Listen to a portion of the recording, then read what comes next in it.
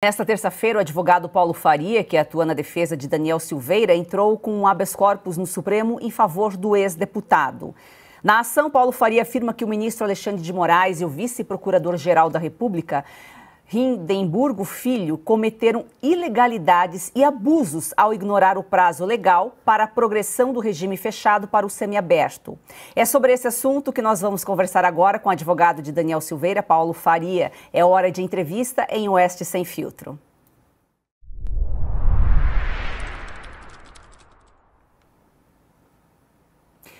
Daniel Silveira está preso desde fevereiro do ano passado. Doutor, há um erro aí de cálculo. O ministro Moraes não quer considerar o período de 100 dias que Silveira ficou em prisão domiciliar. É isso? Boa noite.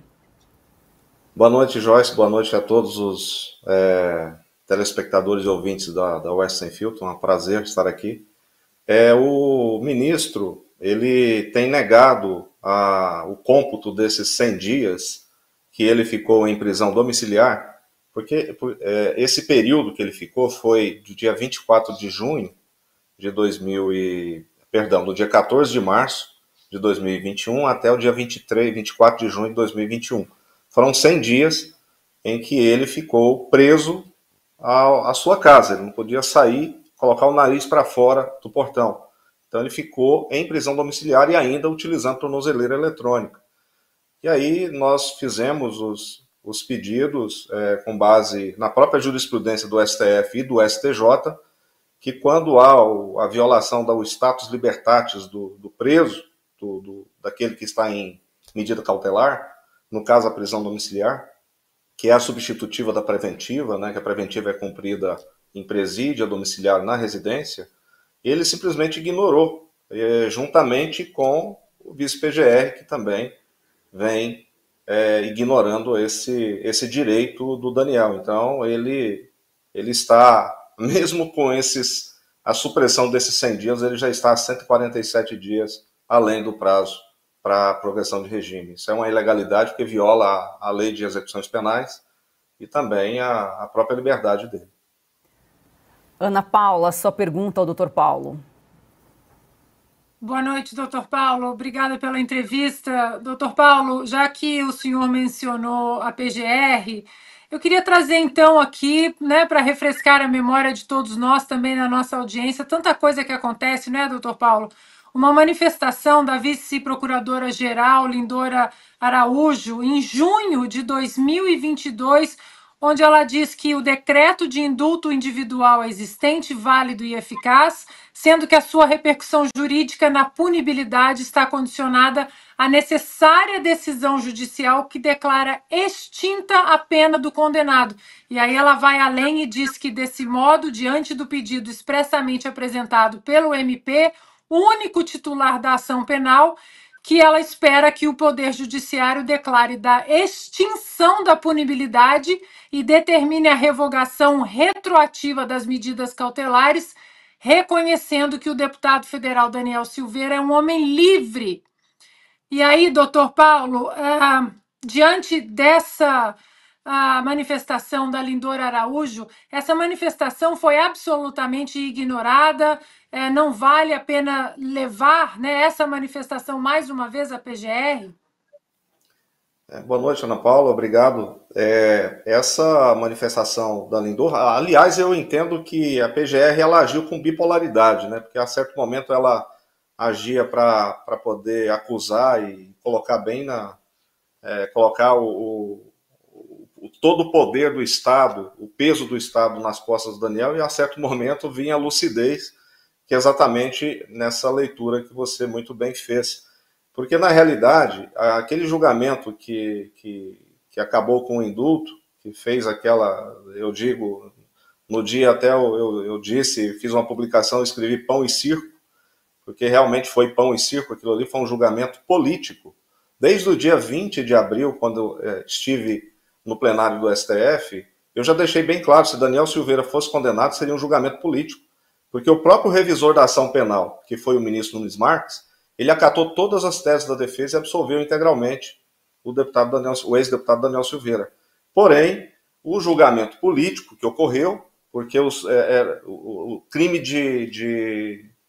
o suposto crime cometido por Daniel Silveira não era suficiente sequer para poder pagar a cesta básica, né? Então, essa bipolaridade da PGR, aí eu faço críticas a essa questão das trocas que ocorrem, o poder que é discutido ali dentro, um ciúme do outro. Então, assim, é surreal que isso transpareça nessa forma de bipolaridade, porque nesse caso específico do indulto, foi algo assim absurdo, porque o próprio STF já tinha referendado outros indultos anteriores, e nesse especificamente, por ser Daniel Silveira, o desafeto do ministro Alexandre de Moraes, e perseguido político, eu não tenho a menor dúvida em afirmar que esse julgamento político ilegal será objeto, na realidade as condenações dele serão objeto de revisão criminal, assim que ele for para o regime de progressão para o semiaberto, e nós vamos, com certeza, buscar a revisão criminal para poder anular essa absurda condenação. Silvio Navarro, sua pergunta ao Dr. Paulo. Doutor, boa noite. Eu tenho certeza que não será só objeto de revisão criminal, como será objeto de estudo em faculdades de direito, tudo isso que aconteceu com o Daniel Silveira no futuro. Mas a minha pergunta é, qual é a situação hoje do Daniel? Ele está preso há muito tempo, as contas bancárias devem estar bloqueadas, o senhor tem acesso a ele, com que frequência, a família, como é que é a situação dele hoje? Seguramente, talvez, a primeira vítima de um processo político que o Brasil está vivendo. Boa noite, Silvio, obrigado. O Daniel hoje ele está anulado civilmente. CPF cancelado, passaporte cancelado, contas bancárias bloqueadas. Ele não tem um centavo para nada, nem para ir comprar um picolé, né, como a gente diz na gíria. Então, a situação dele é de penúria total, ou seja, ele foi anulado completamente pelo ministro Alexandre de Moraes. E essa anulação envolveu também a esposa, ou seja, a pena transcendeu para a esposa, ou seja, é surreal, porque é própria violação às normas constitucionais. A família está em sofrimento constante. Eu tenho mantido contato com a mãe, com a irmã, e com a própria esposa, a doutora Paola, que é advogada dele, também sofreu perseguição. Então, a situação dele hoje é de completo abandono civil. Daniel Silveira hoje é um corpo. Ele não tem vida civil, porque o ministro anulou tudo. E para você ter uma ideia, Silvio, eu não tive acesso à PET 10373 e à PET 11121, foram as PETs que o ministro utilizou em sigilo, de forma assodada, de forma irregular, ilegal. Ele colocou o processo em sigilo e tramitando fisicamente, ou seja, está lá na mesa dele.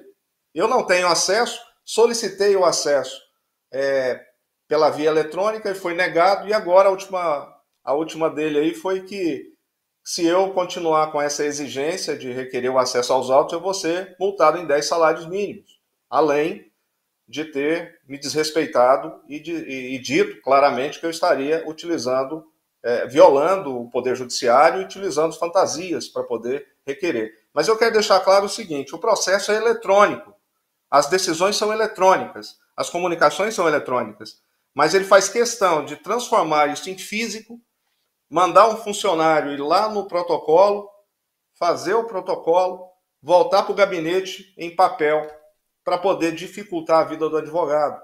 Não só com a defesa do Daniel, mas com todos os outros que estão aí em sigilo, correndo por meio físico.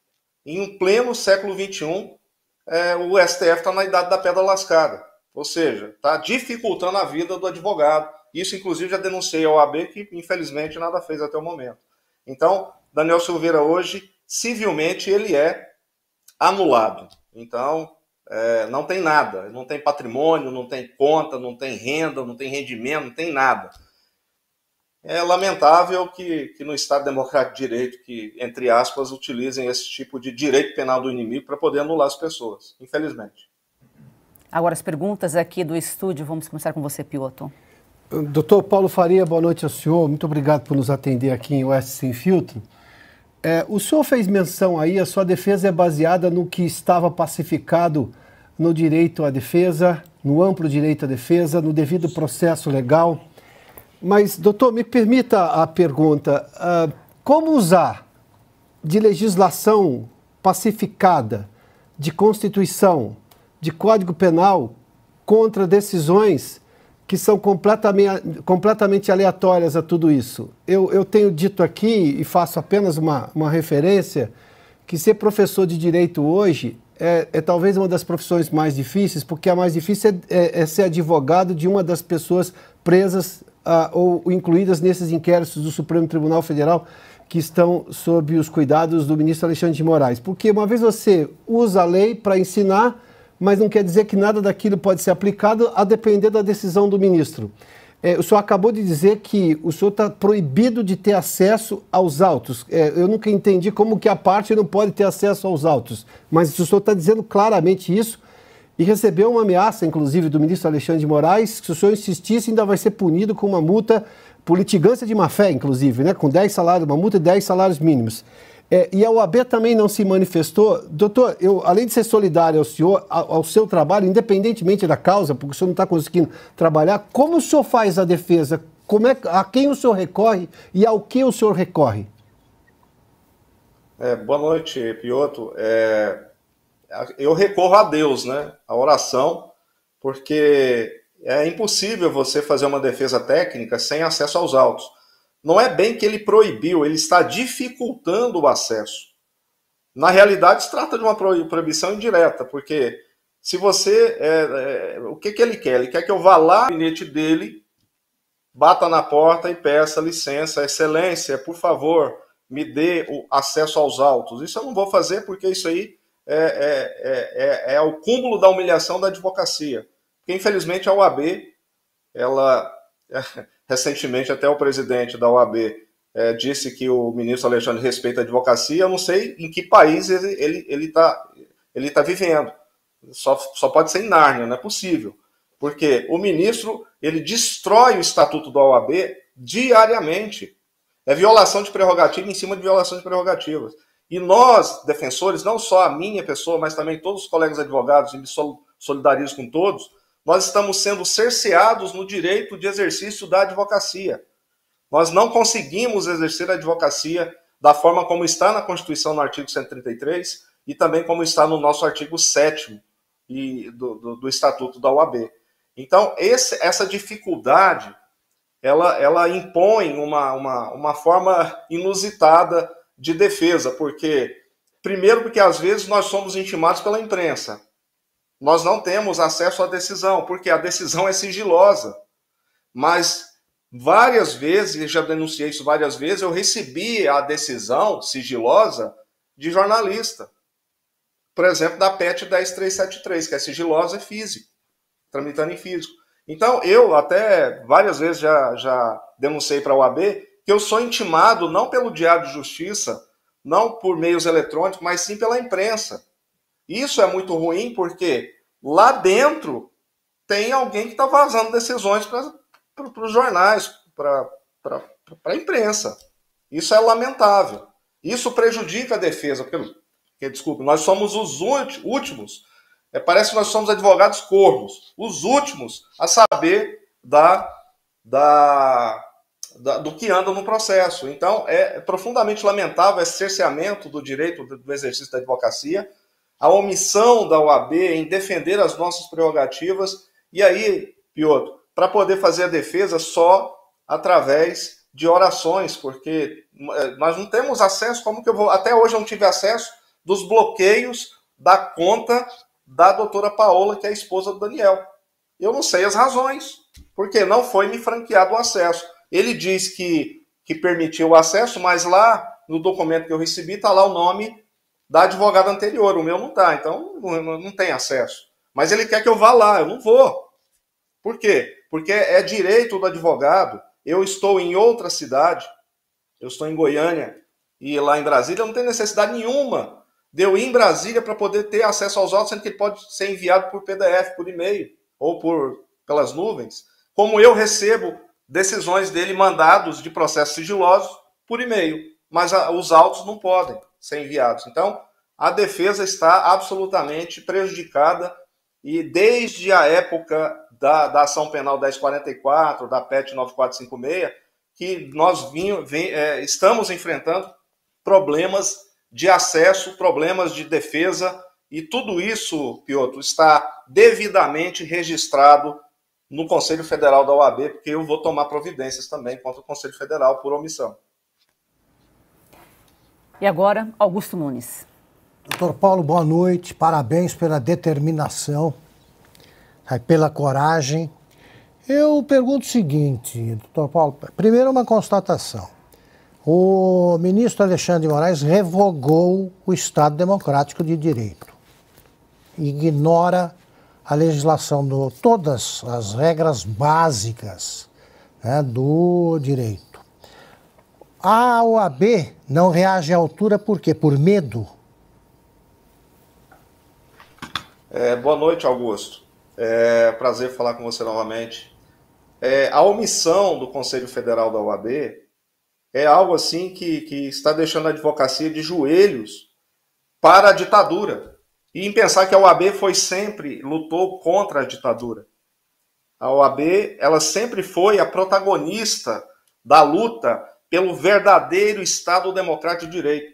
No artigo 44 do Estatuto da OAB, Augusto, está dizendo muito claramente que a finalidade da OAB é defender as leis, defender a Constituição, defender o Estado Democrático de Direito, garantir a dignidade da advocacia, defender as prerrogativas. Mas o que nós estamos vendo é uma OAB omissa, uma OAB covarde, que está deixando os advogados no limbo. E nós, por exemplo, todos os atos que o Alexandre de Moraes fez, eu registrei no Conselho Federal da OAB.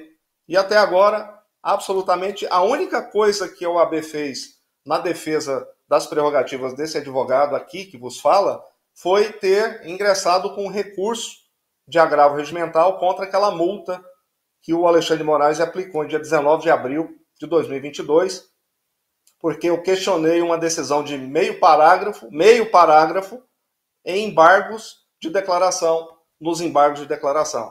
Sem contar que agora tem um ministro aí do STF, que era advogado desse atual presidente, que fez praticamente 2 recursos por dia e nunca tomou uma multa. Na realidade, ganhou lágrimas e também um cargo de ministro do STF. Então, lamentavelmente, Augusto, e está tudo registrado, o Conselho Federal da OAB está de joelhos para o ministro Alexandre de Moraes, eu não digo o Supremo Tribunal Federal, mas para o ministro Alexandre de Moraes, que faz o que quer da advocacia, proíbe sustentação oral, desrespeita a advocacia, maltrata o advogado, ameaça o advogado, destrata o advogado. Então, nós estamos sem pai e sem mãe. Ou seja, nós só pagamos anuidade, só somos lembrados para pagar anuidade. Essa é a verdade. Doutor Paulo Faria, agradecemos a sua participação aqui em Oeste Sem Filtro. Uma boa noite para o senhor. Obrigado, Joyce. Boa noite a todos.